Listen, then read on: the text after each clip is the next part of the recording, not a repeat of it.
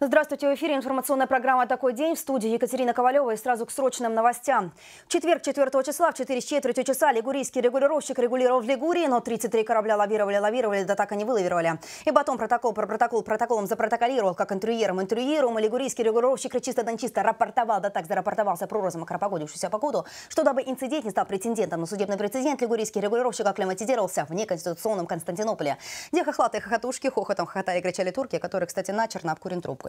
Не кури, турка, трубку купи, лучше кипу-пик, лучше пик кипу-купи. А то придет бомбардир из Бранденбурга, бомбами забомбардируют за то, что некто чернорыл, у него полдвора рылом изрыл, вырыл, подрыл.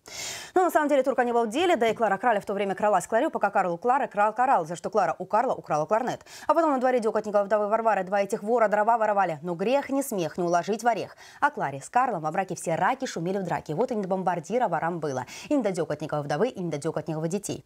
Потом рассердившаяся вдова убрала в сарай дрова. И, как мне подсказывают, этих дров было раз, два, три, не вместились все дрова, и два дровосека, два дровокола. Для расчувствующейся Варвары выдворили дрова вширь двора, обратно на дворяной двор, где цапля чахла, цапля сохла, цапля сдохла, цыпленок же цапли, цепка цеплялся за цепь.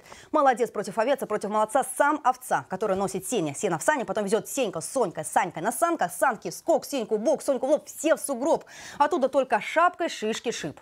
Затем по шоссе Саша пошел, Саша на шоссе Саше нашел. Сонька же Сашкина подружка шла по шоссе и сосала сушку. Да притом у Соньки вертушки, во рту еще три ватрушки. Она с ними во рту пономаря перепономарит, перевыпономарит, жужжит, как жужелица, жужжит да кружится. Была у фрала, фралу на лавра наврала. Кстати, пойдет к лавру, на фрала лавру наврет, что вахмистр с вахмистершей, ротмистр с ротмистершей, ужа-то, уезжа-ежата, а у нее высокопоставленный гость, у нее трость. И вскоре опять 5 ребят съели 5 опять с полчетверти у четверяка чечевицы без червоточины, до 1666 пирогов с творогом и сыворотки из-под простокваши.